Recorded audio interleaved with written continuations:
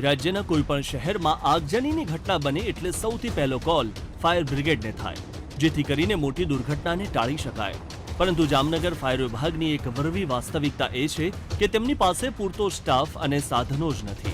હાલની સ્થિતિ પર નજર કરીએ તો ફાયર વિભાગમાં ફાયર ઓપરેટરની 38 જગ્યા અને ડ્રાઈવર પંપ ઓપરેટરની 15 જગ્યા ખાલી છે.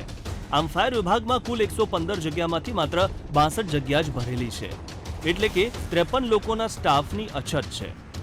બીજું આવડું મોટું જામનગરનો દિવસે ને દિવસે વ્યાપ વધતો જાય, નવી સોસાયટીઓ બને છે, જેમ આજુબાજુના ગામતળને કોર્પોરેશનમાં ભેળવી લીધા છે. હમણાં જીઆઈડીસીને ભેળવ્યું, પણ તમે જુઓ તો અત્યારે જામનગરમાં 3 જ ફાયર સ્ટેશન છે. એક કોર્પોરેશનમાં છે, એક જનતા ફાટક આગળ છે અને એક બેડી આગળ છે. જે અત્યારે મેઇન જુઓ તો જીઆઈડીસીને એ વિસ્તારમાં હાલતા દર દિવાળી એકાદ બે બનાવ તો આગના થાય જ છે. ત્યારે અહીંથી ઠેઠ ફાયર ત્યાં દોડતી જાય, આખું સિટી ચીરીને જવાનું થાય. નવા ફાયર ઇક્વિપમેન્ટ પણ નથી. 8 લાખની વસ્તી સામે માત્ર 3 ફાયર સ્ટેશન. જીઆઈડીસી હોવા છતાં નથી વધારાતી ફાયરની સુવિધા. જામનગરમાં બ્રાસ ઇન્ડસ્ટ્રી આવેલી છે, જેના કારણે અહીં અવારનવાર આગજનીની ઘટનાઓ સામે આવતી રહે છે. જામનગર 10 કિલોમીટરના એરિયામાં ફેલાયેલું છે, જેની સામે માત્ર 3 ફાયર સ્ટેશન જ આવેલા છે, અને તેમાં પણ સાધનો અને સ્ટાફનો અભાવ છે, જેના કારણે મોટી દુર્ઘટના સમયે ફાયરની સુવિધાઓનો અભાવ વર્તાય છે. જ્યાં સુધીમાં દૂરના વિસ્તારમાં ફાયર વિભાગ પહોંચે છે, ત્યાં સુધીમાં મોટી નુકસાની સર્જાઈ ચૂકી હોય છે. સૌથી ચોંકાવનારી વાત તો એ છે કે જો કોઈ બિલ્ડિંગમાં 4થા કે 5મા માળે આગ લાગી હોય તો ત્યાં સુધી પહોંચવા માટેની સીડીવાળું વાહન જ ફાયર વિભાગ પાસે નથી.